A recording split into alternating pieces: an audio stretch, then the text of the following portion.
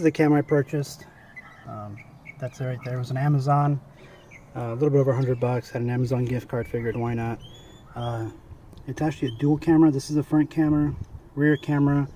1080p on this one. I think it's a little bit lower quality on that one when they're together. It's on a 5-minute continuous loop, and this comes with a suction cup for the mount, or there's also a it's in here. There's another mount kind of like this as well, where you can just stick it onto the windshield, a little more permanent. This cable runs between the two cameras, and then you have that as an option for power, or this one as well. But I don't really want to be running cables and having them hang down the windshield or down the side of the windshield, so I purchased this on Amazon. Was a few bucks. This hardwires the camera into your fuse panel box, one of the fuses with a I call this an add fuse, so something like this, and that gives the camera a permanent place. You can then tuck this wire around the windshield, and there's no need to have any wires exposed or showing, and it just gives it a cleaner look and setup. So I'm going to be installing that. So for the rear camera, I removed this grommet from this side,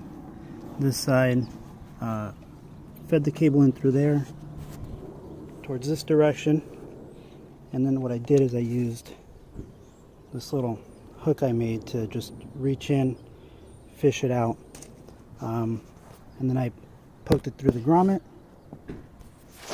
slid it all the way up, so that I'm going to pass the cable in through here, up this way, and that's going to allow it to be a clean install, no wires showing. This wire's going to come out this way, out in this direction, and I'll either put the camera here or over here, depending on how the view looks, but just need to have enough cable to go all the way out there, and I'm good to go.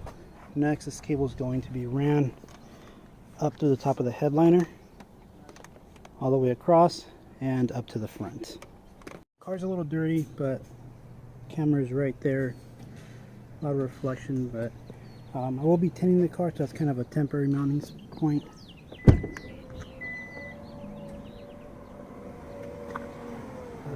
That is what it looks like from the inside. Run the wire through there, goes into there, very clean, nothing really exposed. So coming across this way, I pulled off the rubber that goes across the top, tucked it in through there, fished it out. So run this all the way over, just like that. And now this is going to get tucked up here, kind of like that, and then I'll put the rubber back in place, and that's going to hold it where it's supposed to go.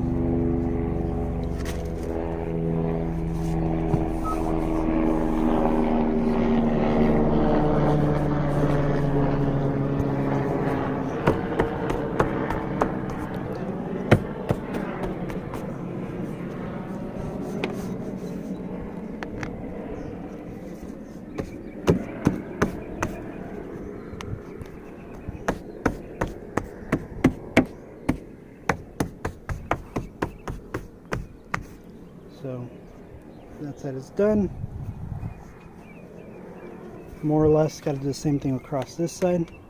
And then when I get here to this pillar, I'm going to send it across on the inside, tucking it into the headliner and going over to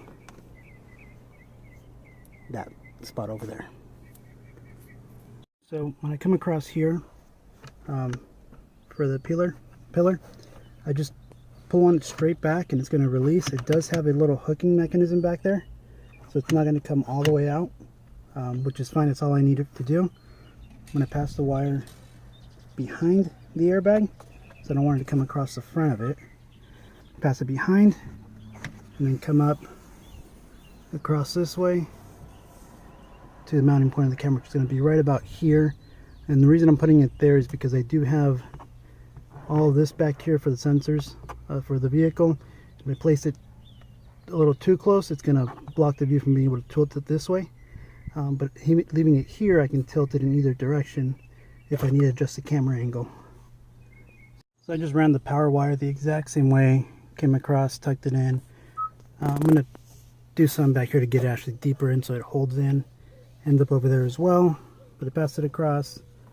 So the two wires are here now. This is the one that goes to the camera in the back. This is the one that's going to go to the power source. So I'm going to run that one down the side of the pillar, and then across into the fuse box.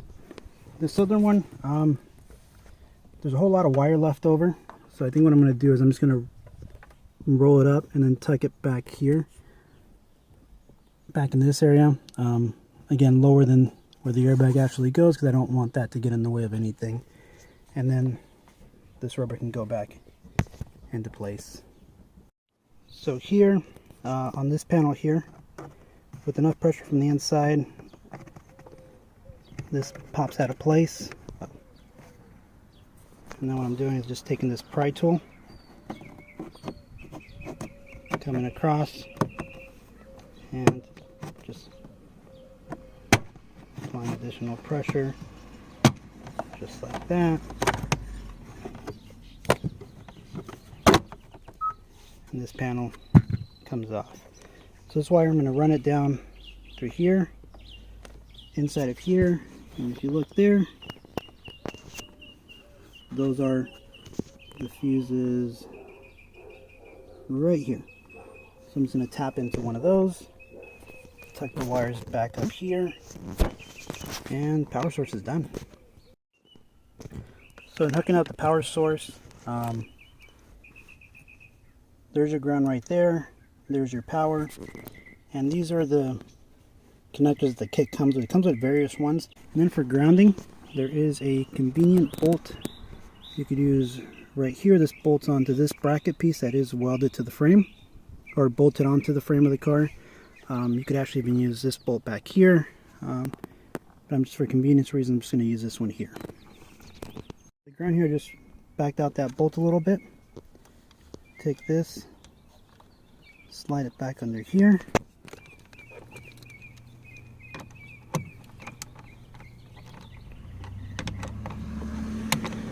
Tighten this back up.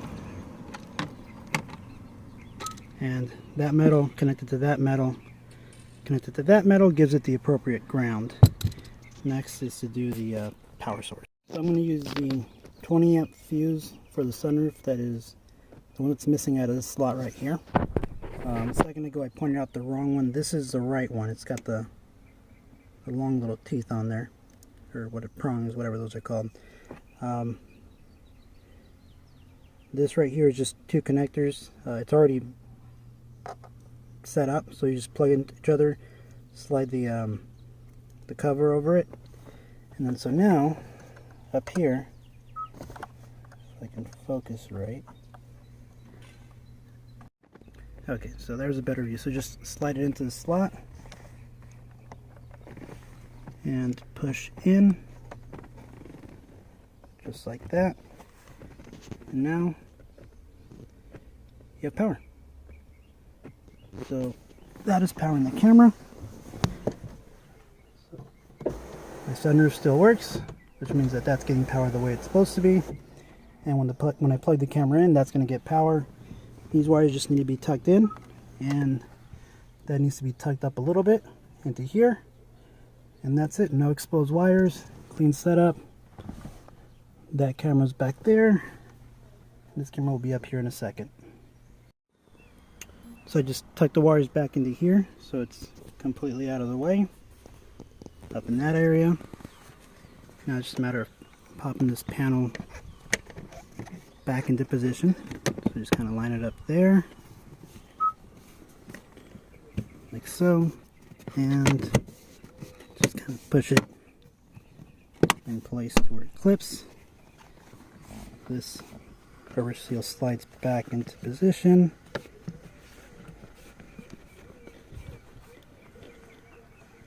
Just like that. So that's it right there. Wires are tucked. Nothing's really exposed.